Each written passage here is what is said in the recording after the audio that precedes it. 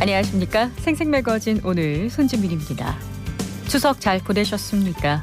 6일간의 긴 연휴 기간에 날씨까지 선선해지면서 전국의 관광지마다 가을 정취를 즐기려는 나들이객들의 발길이 이어지고 있습니다. 고속도로는 나들이 차량의 귀경 행렬이 더해지면서 곳곳에서 정체가 빚어지고 있는데요. 안전운전 하시고요.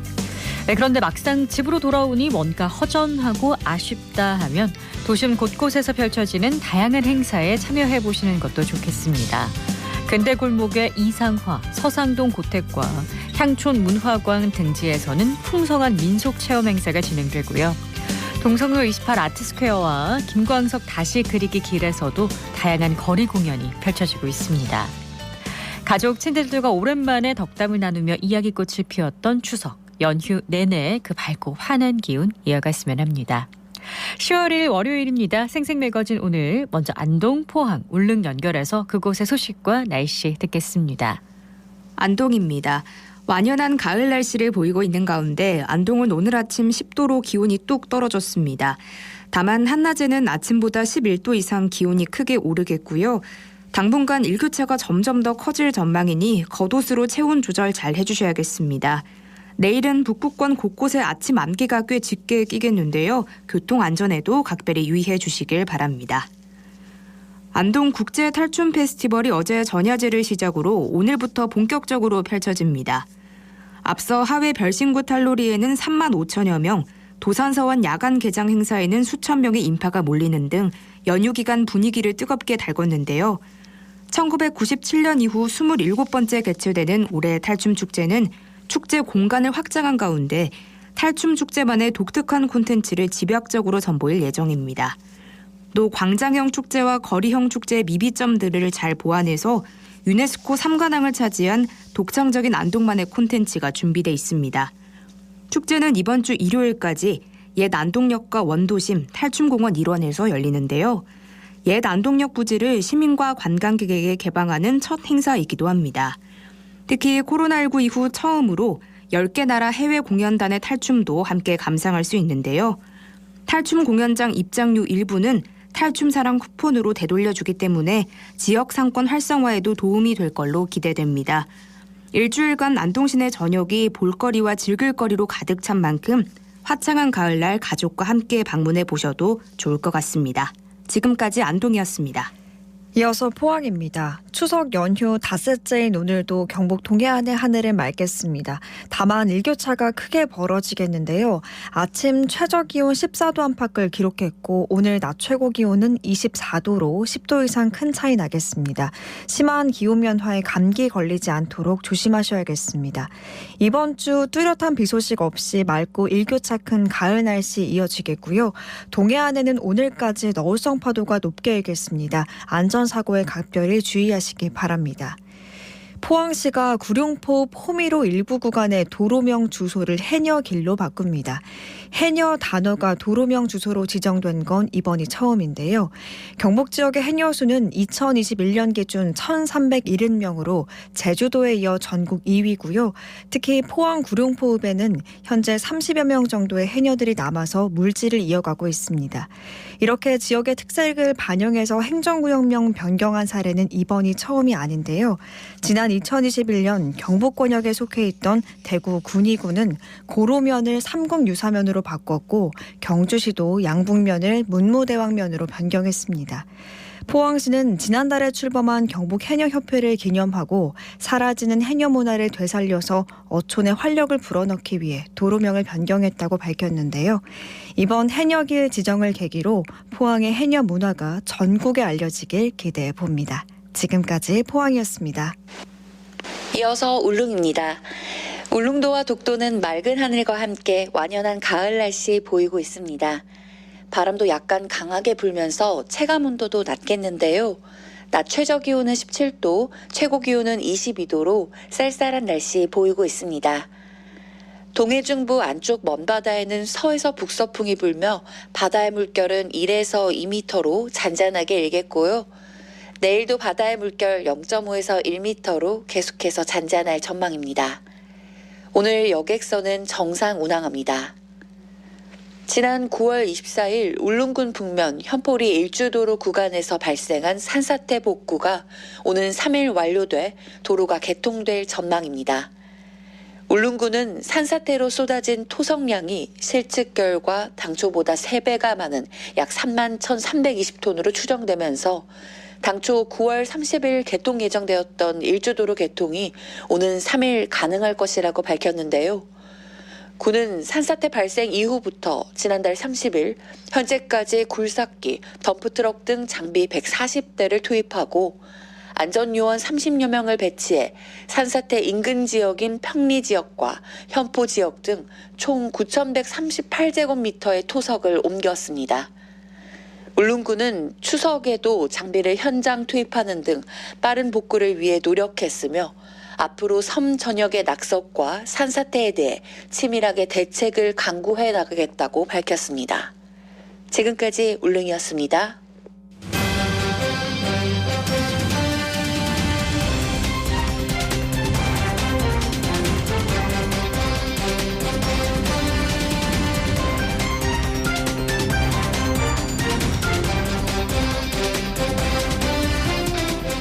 달구씨가 타의 귀감이 되는 어르신과 노인 권익 향상에 기여한 분들을 발굴해서 매년 노인복지 대상을 시상하고 있는데요. 올해 노인복지 대상 모범 노인 부문에 천상조 온사랑 복지회 고문이 수상했습니다. 오늘 노인의 날을 맞아서 천상조 어르신 전화로 연결해서 한번 이야기 나눠볼까 하는데요. 어르신 안녕하세요. 예, 안녕하십니까. 네, 반갑습니다. 먼저 노인복지대상 수상을 축하드립니다. 소감 한 말씀 부탁드릴게요. 예, 귀한 상을 받게 되어서 감격합니다. 네. 하나, 이 상은 제가 받을 것이 아니고 온사랑복지 회원님들이 받아야 할 걸 제가 대신 받는 것 같습니다. 네, 감사합니다. 네, 또 겸손히 말씀해 주셨는데요. 다시 한번 이렇게 귀한 상 받으신 거 축하드리고 오늘이 노인의 날인데요. 실례지만 올해로 연세가 어떻게 되실까요? 예, 83세입니다. 그래도 목소리가 정정하신 걸 보니까 주변에서 그렇게 안 보인다고 하실 것 같아요. 건강은 어떠세요?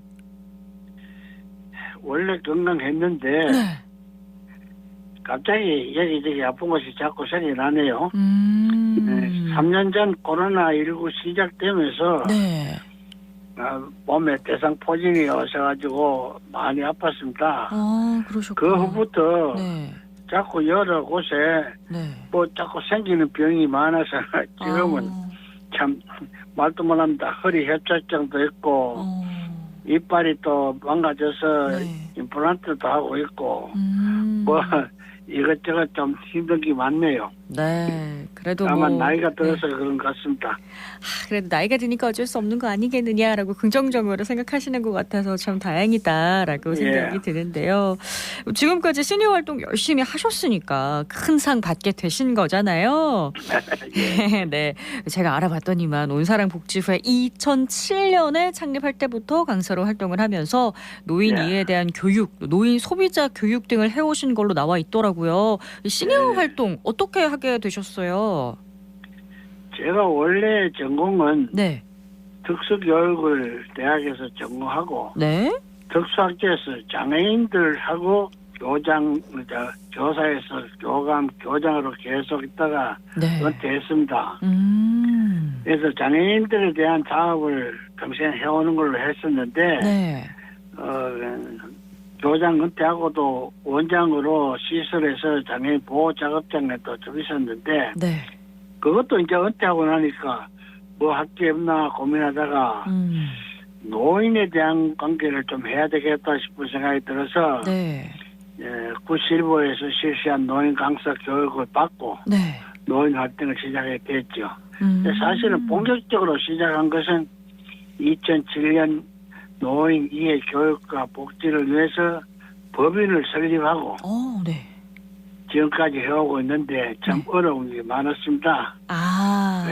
교인 강사 양성도 문제고 강의 방법, 수요조 확보, 프로그램 뭐 이런 여러 가지가 많았는데 그래도 겨우겨우 뭐 오늘까지 해왔는데 또 우리 사무실이나 또 이런 관계 그 하는 것도 어른들 교통 불편 문제를 해소해서 대구시 중구에 네. 사무실을 빌려가지고 네. 지금까지 하고 있는데 시청이나 노인복지과에서 도움과 협조를 많이 하고 있습니다. 감사한 일이죠. 네. 그 후부터 지금까지 쭉 노인복지 사업등 사업과 재난기부 교육 이런 것에 대해서 계속 연계해서 네. 오늘까지 왔습니다. 특별히 노인 일자리 창출을 위해서 최고 힘을 많이 쓰고 있습니다. 그러시구나. 그리고 제가 노인 이해 교육 같은 경우는 보니까 학생 대상으로 진행을 하셨는데 노인 이해 교육 요거는 주로 어떤 내용으로 꾸며졌나요? 이게 사실 중요한데요. 네. 처음에 우리가 노인 하면서 네. 사업을 하면서 요즘 핵가족으로 인해서 모든 가정들이 조부모와 떨어져 살고 있는 현실이 많습니다. 네. 학교에 가서 이래 할아버지하고 같이 살고 계시면 손 들어보세요 하면 한두 사람 외에는 없어요. 그렇죠. 그래서 할아버지 할머니가 누군지 무엇을 하시는 분들이었는지 오늘까지 살아오면서 어떻게 지냈는지 이해를 잘 못하더라고요. 네. 그래서 인성 교육이 필요하구나 해서 엄마 아빠를 길러준 아버지 어머니 네. 이 세대가 오늘날 우리가 살고 있는 세대에 참으로 도움이 되고 힘이 됐는데 네. 이걸 알아고 어른들을 존경해야 된다. 그래서 노인 이해 교육을 저희들이 아이들에게 네. 하면서 이래 오다가 코로나 때문에 이걸 잘 못해서 체험 교구를 만들어 가지고 네. 체험 실습을 하는데 아동들이 할아버지 할머니 시대를 이어가고 네. 지팽이를 짓고 걷는 거 힘든 것 같이도 네. 참 실습을 해가면서 인성 교육을 하고 있는데 네. 우리 마을 공동체에서 우수 협력기관으로 대구시 교육감 감사패도 2번이나 받았고 네. 재난기부 강사로 60대 이상을 대상으로 해서 네. 저희들이 늘 모집하고 있습니다. 네. 그리고 수업 후에 네.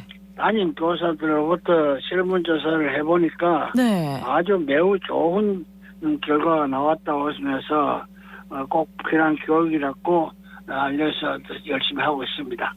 감사패 받으실만 한데요. 초등학생들도 물론 만족했을 거고 초등학교 교사들까지도 참 의미 있는 교육이었다라고 생각을 하는 거잖아요. 예, 그렇죠. 그 지팡이까지 직접 만드셔가지고 애들한테 체험도 해주시고 정말 의미 있는 시간이었을 것 같다라고 자연스럽게 짐작이 됩니다. 그리고 또 열심히 하시는 활동 중에 하나가 노인 소비자 교육인데요. 이거는 어르신들을 대상으로 하는 거죠. 원래 우리가 시작한 것이 이거였습니다. 네. 어린이들을 위한 노인 이해하고 네. 소비자 교육 때문에 이제 이렇게 했는데 이 소비자 계약 소비 취약 계층 노인이 많은 데다가 이 악덕 상인들이 이 노인을 대상해서 무료 상품 정정하고 효도 관광하고 경로 잔치하고 뭐 이렇게 한다면서 보이스피싱까지 일하다 보니까 이 정부에 취약한 어르신들이 게임을 받아가 물건을 떠안게 되기도 하고 돈을 탕진하기도 하고 그러다 보니 자녀들과의 불화도 일어나고 피해 사례가 너무 많아서 이래 안 되겠다. 우리 전문적으로 이걸 교육시켜야 되겠다 해서 창립 초기에 소비자학과 교수님들 초빙해 강사 교육도 받고 이렇게 해서 달수구를 비롯해서 한 250여 개 이상 경로당 이런 노인정을 다니면서 활동을 해서 심지어 이거 교육하는 중에 영농조합이라 하면서 고가의 물품을 판매하는 그런 사람들하고도 마주치기도 했는데 정말요? 다시는 속지 말도록 한다는 그런 우리 참 오기 섞인 활동을 하다가 이렇게 오늘날까지 왔습니다. 네, 이게 좀 효과적으로 교육을 하기 위해서 연극도 하셨다고 소비자 그 교육 강의 관련해서. 네, 이게 우리가 큰 고민이었는데 노인정이나 경도에서 강의라고 시작하면 처음 한 15분 정도는 뭐 듣는 것 같은데 그 다음부터는 노인정이 조금 지만증이 나는지 잘 그게 안 돼요. 집중력이 떨어지는군요. 그래서 이거 방법이 없나 하다가 역할극을 만들어야 되겠다. 네. 그래서 이 강의를 하는 것보다는 악덕 상술에 관한 이 역할극을 만들어 가지고 네. 이렇게 좀 하면 흥미도 있고 또 효과도 있고 해서 네. 시작하게 된 건데 네. 뭐 영도 뭐 감독 별도로 또 돈을 주고 촬영하기도 힘들지만은 네. 그래도 이제 도우시는 분들의 도움 받고 네. 뭐 공연 연습도 하고 지금까지 그렇게 해서옵니다. 뭐 아까 감독도 초빙하셨다고 했는데 근데 연극이 대본도 있어야 되고 배우도 있어야 되고 할 일이 여간 많은 게 아니거든요. 준비 정말 많이 그렇죠. 하셨겠다. 그렇죠? 예. 처음에 저희들이 이렇게 시작할 때는 뭐 몇 명이 안 됐습니다. 20명 미만이었는데 네. 뭐 분장도 해야 되고 무대 장치도 해야 되고 네. 음향 촬영 뭐 이거 다 해야 되는데 네. 이 각본도 없는데 이렇게 힘들어서 대본을 작가당이 제가 직접 쓰셨어요. 대본을. 그 만들다 보니까 네. 힘도 들어서 고치기도 했지만은 네. 대구문화재단에서 지원도 받아가 감독이 와셔가지고 연습도 시키고 네. 발성 뭐 화술 동작 이런 것까지 대해서 열심히 하게 됐죠. 근데 이게 반응이 상당히 뜨겁다고 들었거든요. 많이들 좋아하시죠? 예. 처음에 이 연극을 각본을 제가 쓴 게 만병통치약이 뭐길래 하는 제목으로 가지고 썼습니다. 네. 제목처럼 건강식품 소비자 예방 그 연극을 하게 됐고, 네. 그 다음에 또 뭐 아버지 외출, 뭐 무료관광에 대한 그 예방 이런 거 보이스피싱까지 제가 몇 개 쓰기도 했습니다만은 네. 이것이 이제 노인정이나 복지관에서 한 프로그램 가지고는 계속 못 하잖아요. 그렇죠. 그래서 프로그램을 바꾸기 위해서 각본을 여러 개 쓰고 다른 분들도 쓰고 했는데 네. 지금은 뭐 일반 연극 때 하는처럼 부르자 옵니다. 뭐 홍보가 기가 막혀. 아이고. 뭐 일확천금 이런 것도 같이 섞어서 네. 하는데 대구 지방경찰청장의 감사장도 받았습니다. 네, 안 그래도 그 공연이 소문이 나가지고 막 예약이 엄청 많이 들어온다는 얘기까지 제가 들었는데 앞으로도 정말 애쓰시면서 활동해 주시길 바라고요. 끝으로 마지막 질문 하나 드릴게요. 뭐 온라인 온사랑 복지회 통해서 계속 활동하고 계신데 앞으로 이건 꼭 하고 싶다거나 뭐 바람이 있으시다면? 제가 뭐 아무래도 몸의 상태가 안 좋으니까 네. 뭐 이런 거 자주 뭐랄 할까요 여러 가지 지도나 뭐 함께 힘을 하지 못하지만은 네. 저들이 상당히 애를 쓰고 힘을 써야 할 과목이 몇 개 있습니다. 네. 첫째는 아동에 대해서 노인 이해 체험 교육, 네. 그다음 노인들에게는 소비자 교육도 하는데 네. 지금은 치매 예방 교육까지 하고 있습니다. 네. 그래서 이 노인에 대한 인식도 개선할 뿐 아니라 네. 세대 통합에 대해서 상당히 기여를 하고 싶다 해서 하고 있는데 네. 둘째는 가장 중요한 게 노인 일자리 창출 문제입니다. 네. 빈곤에 있는 노인들 도움이 될 수 있도록 하고 네. 노인들이 규칙적인 생활을 하게 하면 건강에도 도움되도록 할 텐데. 네, 마지막으로 세 번째는요. 예. 그다음에 셋째는 노인 복지 사업인데 네. 요양원이나 경로당 이런 단체에 다니면서 네. 민요, 춤, 노래, 악기 뭐 꽁트 등을 해가지고 네. 하고 있으면 또 연극단까지 이래 활동해서 노인 복지관, 노인 대학 경로당 이렇게 찾아가며 합니다. 네, 앞으로의 활동을 저희 생생매거진 오늘이 응원하도록 하겠습니다. 오늘 이야기 나눠주셔서 고맙습니다. 예, 감사합니다. 네, 지금까지 올해 대구시 노인복지상 수상한 천상조 온사랑복지회 공은이었습니다.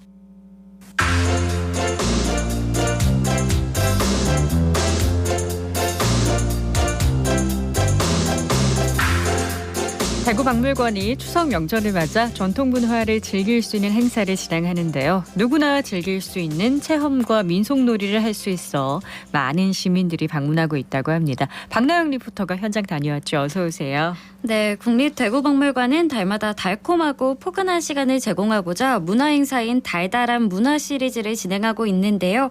이번에는 추석을 맞아 2023 추석맞이 문화행사를 열고 있습니다. 아이와 함께 방문한 가족 단위 방문객이 많았는데요. 체험과 놀이가 진행된 현장을 전해드립니다. 안녕하세요. 저희 오늘 체험은 한지 공예로 사각 보석함 만드는 거거든요. 안에 재료랑 그다음에 만드실 수 있는 게 다 들어있으니까 자리에서 만드시면 되세요.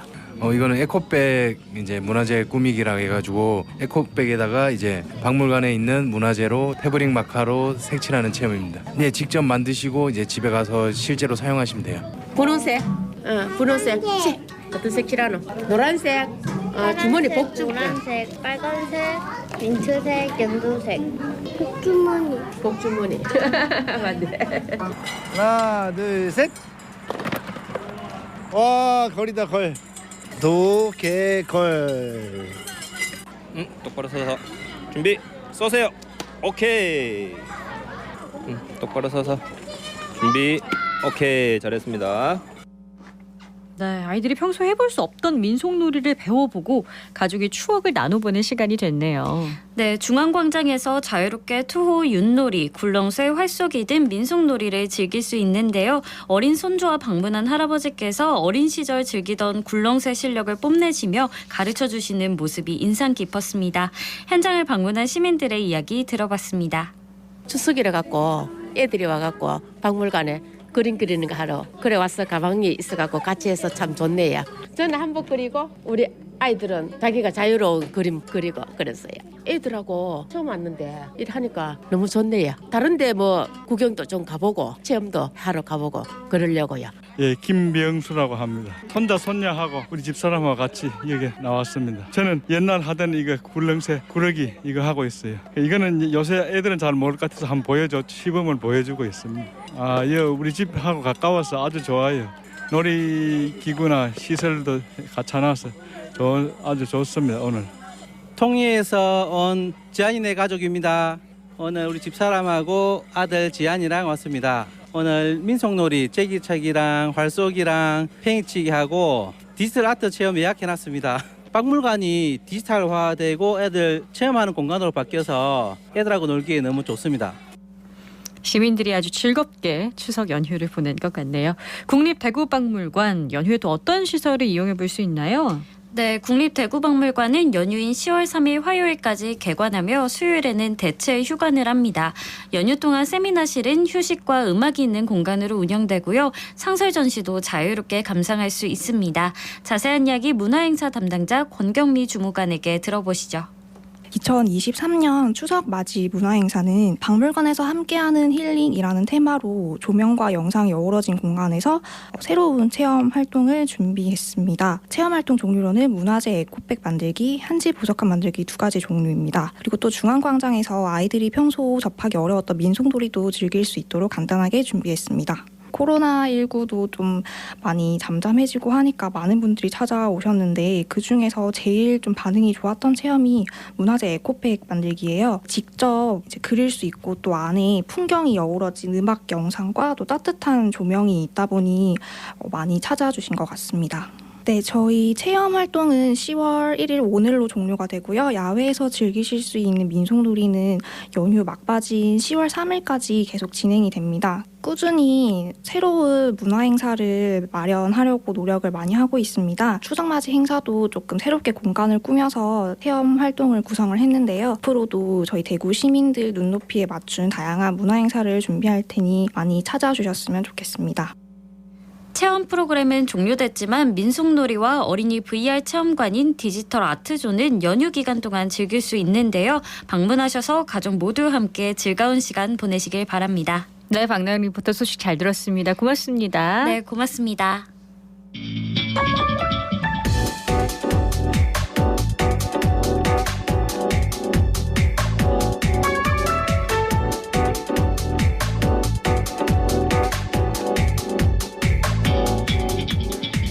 묻고 듣고 생각과 마음을 나누는 방송. 지금 여러분께서는 대구 경북을 보고 듣는 생생 매거진 오늘을 함께하고 계십니다.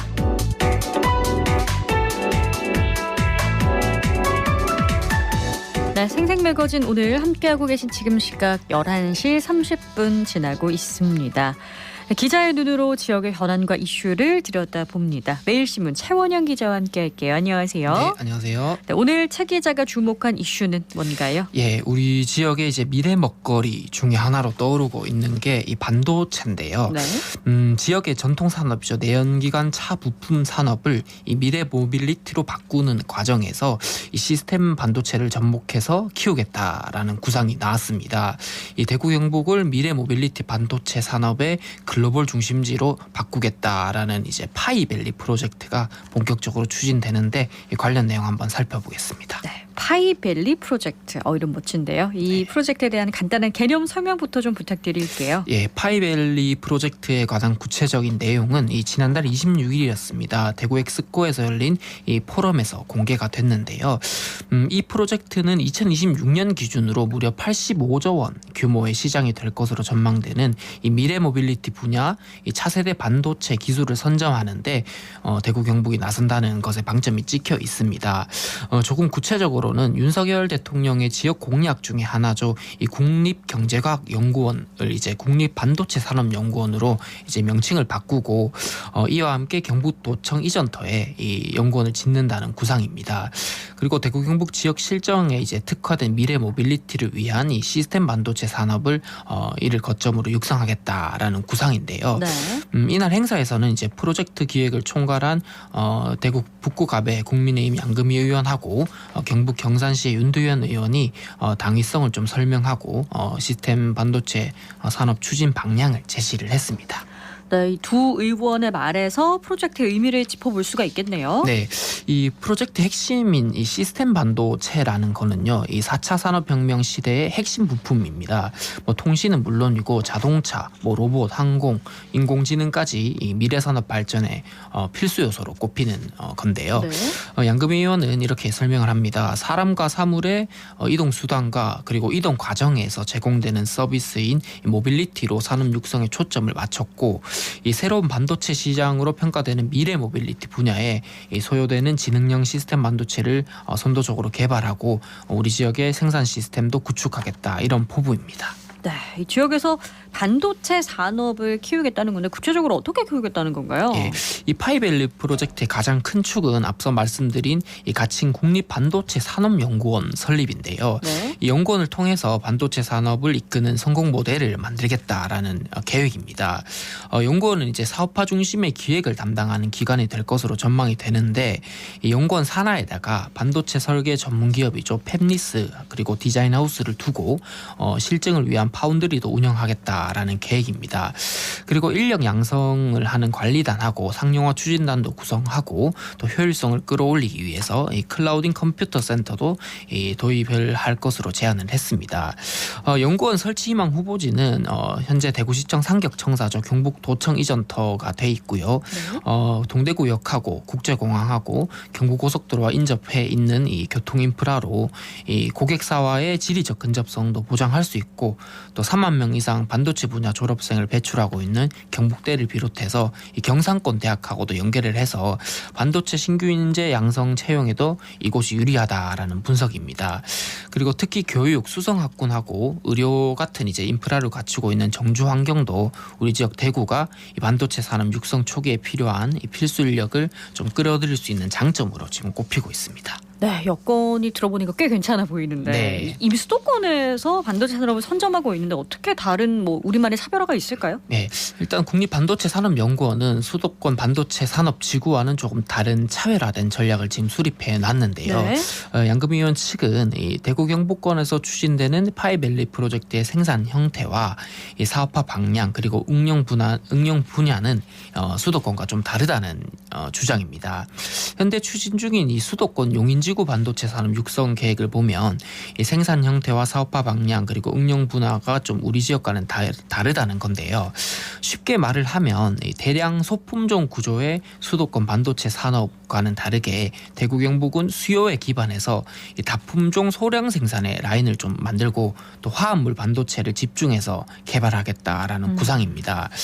그리고 우리 주변 지역 경주 같은 경우에는 이 미래형 반도체 테스트에서 월등한 양성자 가속기도 구축해놨고 네. 포항은 섬서해안 반도체 설계에 뛰어난 방사광 가속기도 있거든요. 그래서 대구와 밀접한 지역에 있는 점도 반도체 산업을 여기서 제대로 육성할 수 있는 근거로 지금 거론이 되고 있습니다. 그렇군요. 그럼 네. 우리 지역이 반도체 산업 육성에서 특별한 강점이 있는 건가요? 경쟁력이라는 게 뭐가 있을까요? 네, 한마디로 얘기 드리면 인재풀인데요. 1973년에 전자공학 계열 특성화 대학으로 지정됐죠. 이제 경북대 졸업생들이 현재로서는 대구의 가장 큰 자산이라고 볼 수 있습니다. 이 대한민국 반도체 산업을 이끌었던 시니어가 지금 은퇴를 했거나 또 은퇴를 앞두고 있는 분들도 많고요.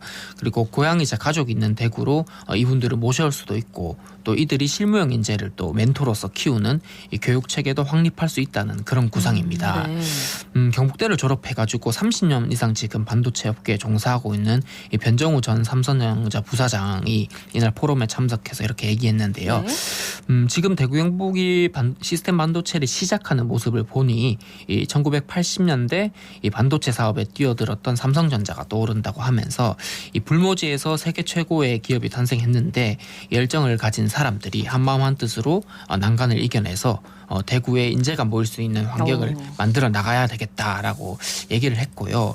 또 구체적인 플랜도 나왔습니다. 이 시니어 반도체 전문가들이 주축이 되는 게 반도체 스쿨이라는 게 있는데 네. 이 경력 20년 이상 인력을 2024년까지 50명 정도 영입을 해가지고 이듬해 이제 200명까지 인원을 늘리겠다라는 계획입니다. 2030년에는 3,000명 이상의 이 반도체 전문 인력을 양성하는 것이 궁극적인 목표고요. 네. 이렇게 해가지고 이 기업 가치 1조 원 이상 반도체 기업이 2028년에는 최소 2곳 그리고 2033년에는 10곳까지 만들겠다라는 계획을 짜고 있습니다. 네, 글로벌 기업이 된 삼성처럼 우리도 네. 글로벌 도시가 될 수 있지 않을까라는 희망을 한번 품어보게 되는데 네. 이번 프로젝트 특징 중에 하나가 또 지구별 중점 사업을 선정해서 진행하는 거라면서요. 네, 이 파이밸리 프로젝트가 지구별 중점 사업을 설정하고 이를 연계해서 시너지 효과를 극대화한다라는 계획인데 네. 이 중점 지구에 속하는 경북대 지구는 이 디자인 하우스를 중심으로 해서 교육 훈련도 하고 반도체 개발하고 실증도 추진합니다. 청년 창업도 장려를 하고 데이터 센터도 함께 운영하기로 했고요. 네. 경산지구는 파운드리를 설립해서 또 반도체를 생산합니다. 교육 훈련도 물론 병행하고 모빌리티 시범 도시 역할도 수행하기로 했습니다. 그리고 대구 수성지구는 이 교육이나 주거, 문화 인프라를 바탕으로 해가지고 반도체 인체가 좀 정착할 수 있는 정주 여건을 제공하고 또 달성지구는 특화 산업이죠. 로봇이나 자동차 부품하고 반도체를 연계하는 방안을 지금 모색하기로 했습니다. 그럼 경북 지역도 포함이 되나요? 네, 포함이 됩니다. 이 경북까지 범위를 넓혀서 주요 권역을 살펴보면요. 이 구미 권역에는 반도체 소재하고 장비, 포항 권역에는 해양산업과 2차전지, 국방, 포항가속기 연구소, 그리고 경주 영천 권역에는 미래차 부품과 원자력 산업, 에너지, 양성자 가속기, 울산 권역에는 이 미래모빌리티 선박, 국방, 2차전지까지 들어가고요. 네. 칠곡 성주 권역에는 드론하고 운송수단, 스마트팜도 있고 부산권까지 갑니다. 이제 전력용 반도체 같은 이 각 지역의 주력 산업이 이 대구 지역으로 끌어와가지고 시스템 반도체와 연계를 시키겠다라는 계획입니다.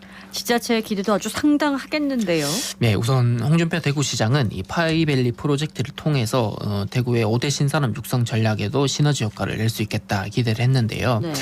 대구가 경제지표 최하위가 된 것은 이제 산업 쇠락이 주 원인이었다고 홍 시장은 짚으면서 네. 이 반도체를 포함해서 대구시 5대 신산업 중심의 개편에 속도를 낼 거다라고 하면서 시스템 반도체로 방향을 정하고 또 집중하겠다는 전략을 좀 긍정적으로 평가하고 있다라고 짚었습니다. 네.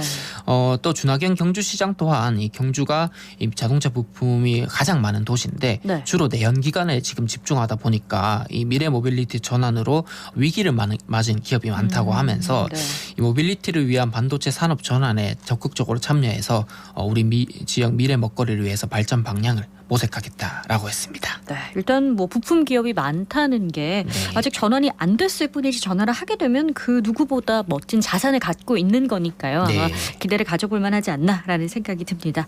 자, 이제 이번 파이밸리 프로젝트에 대한 총평을 들으면서 마무리해볼까 하는데요. 예, 포럼이 열린 같은 날 이 파이밸리 프로젝트와 시너지를 낼 만한 업무 협약이 한 건 체결됐는데요. 대구시 한국팹리스 산업협회 경북대가 이제 팹리스 산업 육성을 위한 업무 협약을 체결한 것이 그것입니다. 팹리스는 이제 반도체 설계를 전문으로 하는 기업인데 반도체 산업 가치 사슬의 첫 번째 영역에 해당하는 거거든요.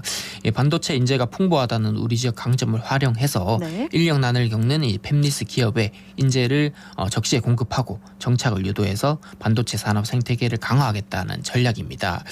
지금 수도권과 지방 양극화 시대에 대구 경북이 미래에도 살아남아야 되잖아요. 그러면 이제 지역 산업 육성이 굉장히 중요한데 시스템 반도체라는 새로운 영역을 우리 지역이 개척하겠다라는 포부인데요. 이번 프로젝트의 성공을 기원합니다. 그렇습니다. 거대 비대해져가는 수도권에 맞서 우리 대구 경북만의 강점을 살리고 살려서 더 나은 미래를 함께할 수 있기를 기대해 보겠습니다. 지금까지 매일신문 최원영 기자와 함께했습니다. 고맙습니다. 감사합니다.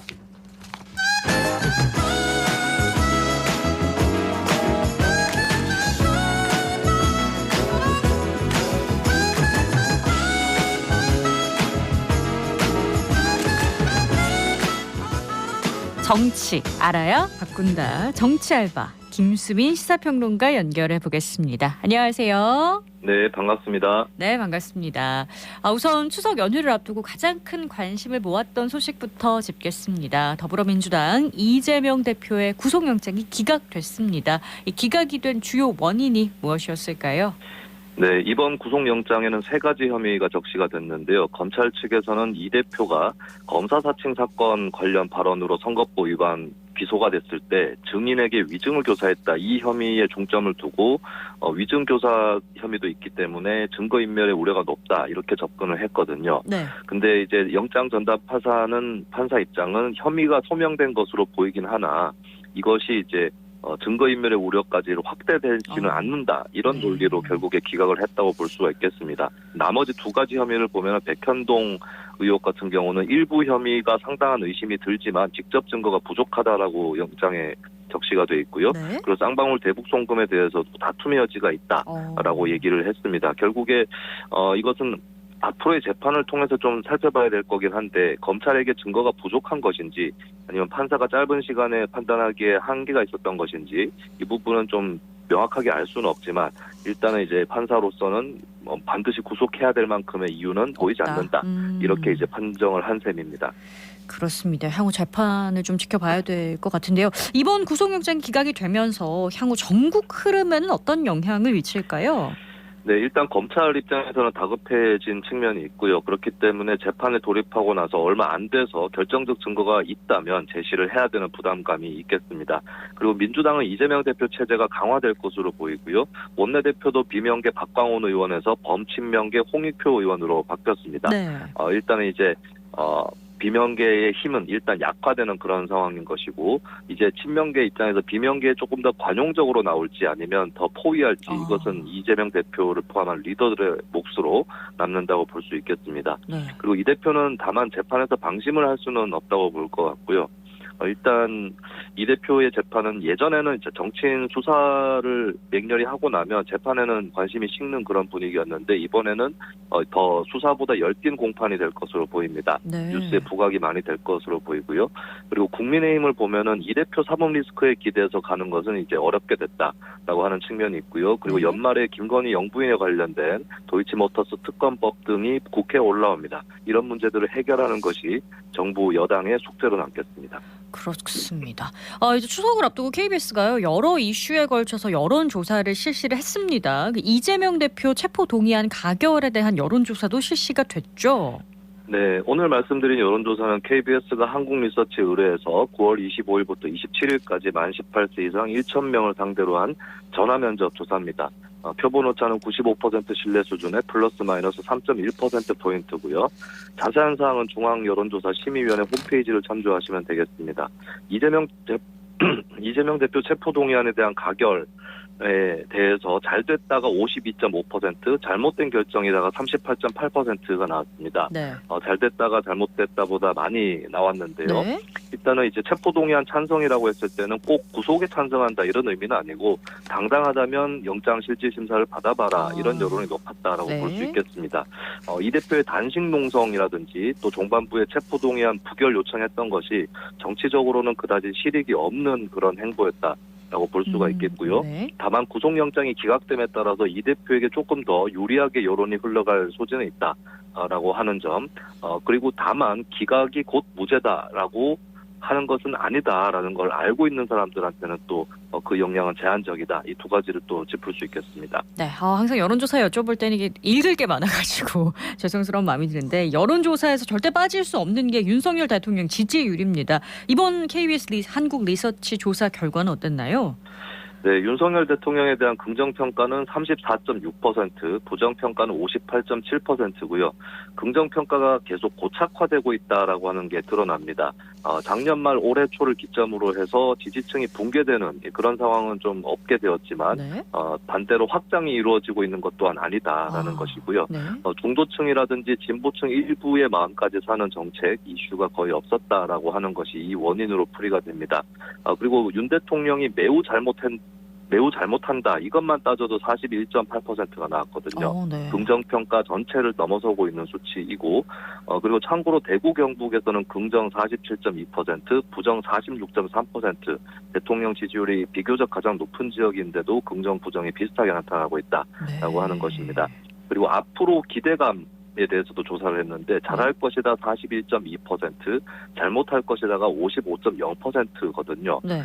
실제 지지율보다 기대감이 조금 더 높기는 하지만 앞으로도 잘못할 것이다가 과반인 상황이기 때문에 현재 추세대로라면은 글쎄요 내년 총선에서 여당이 이긴다 할지라도 앞으로 국정 운영이 어렵게 될 수 있다라고 하는 점을 정부 여당이 명심을 하고 전반적인 점검이 필요해 보입니다. 그런 분석이 나왔군요.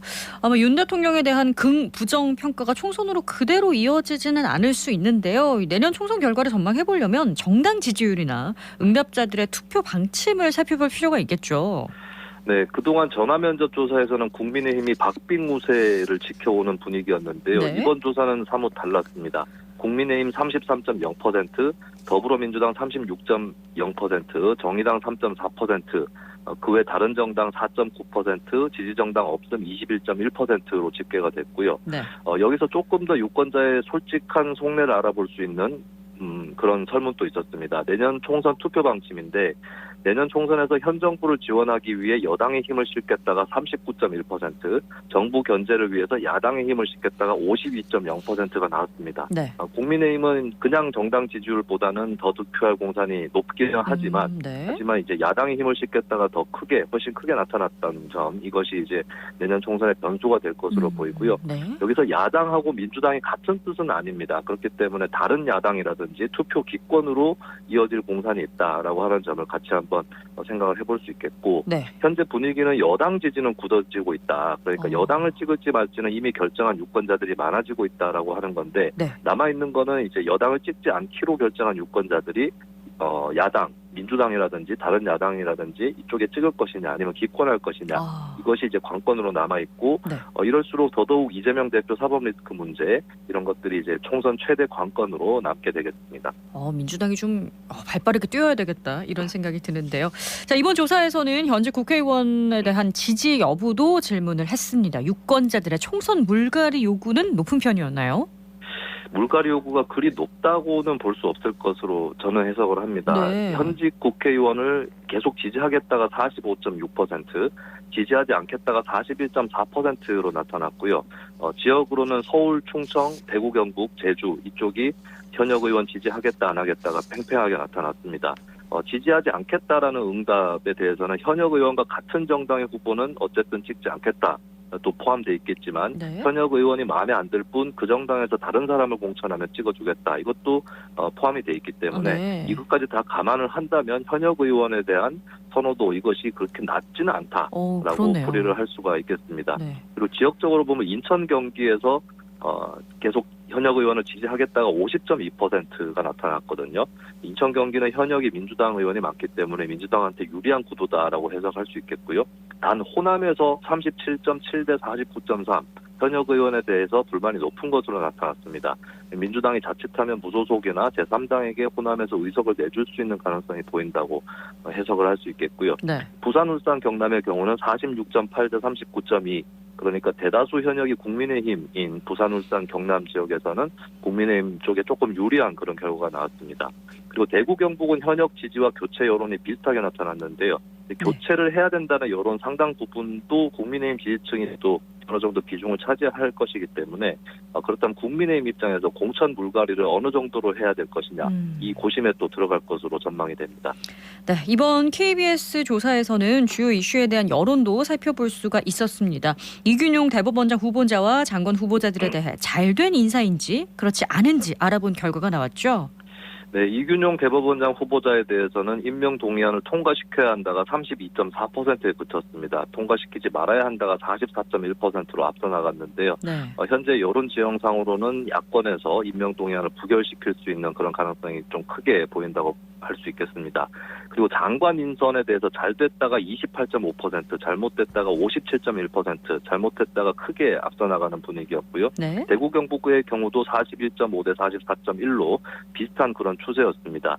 인사에 대한 긍정 평가가 상당히 낮다라고 하는 점은 이제 대통령이 인사를 누구를 임명할 거냐 이것이 국정의 핵심으로 인식이 되는데 이것이 국민 눈높이에 미치지 못하고 있는 현실이다. 인사를 통해서 오히려 대통령 부정평가도 올라가는 측면이 있다. 이 점이 이번 조사에서 좀 나타난 것 같습니다. 네.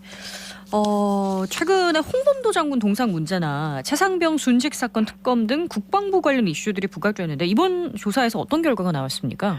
네, 홍범도 장군 흉상 이전에 대해서 동의한다 26.1%, 비동의 63.7%, 반대 여론이 압도적으로 높았고요. 대구 경북에서도 34.2 대 51.0으로 반대 여론이 크게 앞섰습니다. 일단 홍범도 장군은 박정희 정부에서부터 인정했었던 독립투사고 또 보수층에서도 지금 민생 경제가 중요한데 과거사 얘기를 할 때인가 이런 것들이 이제 불만으로 좀 나타나면서 현 정부의 마이너스가 된 문제라고 볼 수 있겠고요. 그리고 채모 상병 특검에 대해서 필요하다 61.1%, 불필요 32.3%입니다. 그러니까 정권 지지층 빼고 나면은 나머지 대다수 국민들은 특검이 필요하다라고 보고 있는데 이런 점들에 대해서 정부가 어떻게 응답을 할 것이냐 이것이 또 관건으로 남겠습니다. 네, 여야의 고민이 깊어지는 여론조사 결과가 아니었나 생각이 드네요. 지금까지 김수민 시사평론가와 함께했습니다. 오늘 고맙습니다. 예, 감사합니다.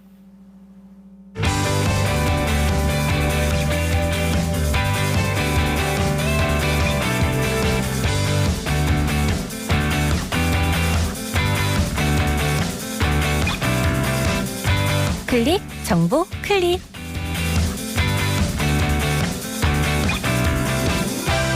대구시의 조상 땅 찾기 서비스를 아시나요?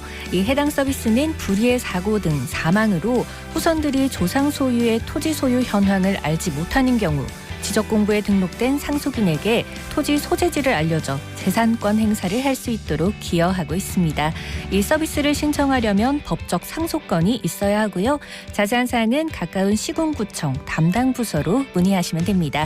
조상 땅 찾기 서비스로 시민들의 알 권리와 재산권 행사에 도움받으시길 바랍니다.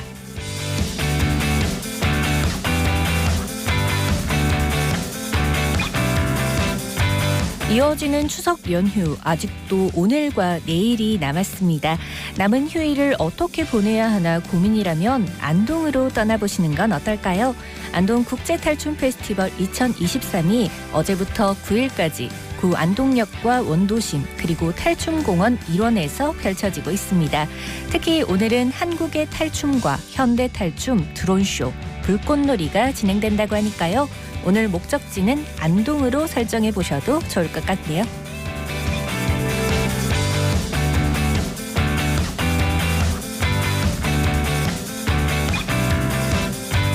두류공원을 대구의 랜드마크로 키우기 위해 달서구가 주최한 두류공원의 미래 국민 아이디어 공모전이 오는 13일까지 연장 진행됩니다. 연령과 거주지 제한 없이 누구나 참여할 수 있는 이번 공모전은 두류공원의 미래상과 대구 대표 랜드마크 조성을 위한 아이디어, 그리고 문화, 관광, 예술 등 특화 공간 조성과 콘텐츠 발굴, 두류공원과 주변 지역 연계 발전 방안 등을 제안받는데요. 자세한 내용은 달서구청 홈페이지를 통해 확인하실 수 있습니다.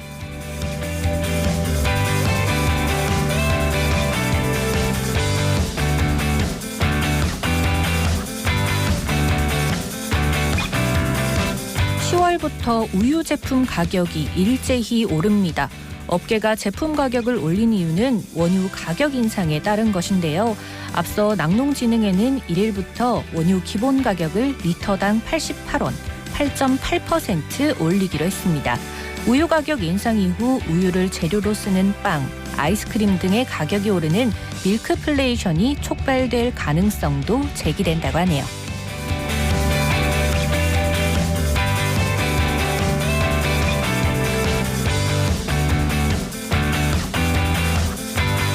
대구교통공사가 11월 20일까지 가을 명소 방문 인증 이벤트를 엽니다. 이번 이벤트는 대구의 가을 명소 인근에 위치한 도시철도 역사 가운데 2개 이상 역을 찾아 포스터에 QR코드를 통해 방문 인증을 하는 건데요. 1호선에는 대곡역과 송현역, 2호선에는 청라 언덕역과 두류역, 그리고 3호선에는 공단역과 수성모역, 그리고 환승역인 반월당역과 명덕역 등 총 8개 역사를 대상으로 합니다. 자세한 사항은 공사 홈페이지를 통해 확인하실 수 있습니다. 지금까지 클릭 정보 클릭 윤가영이었습니다.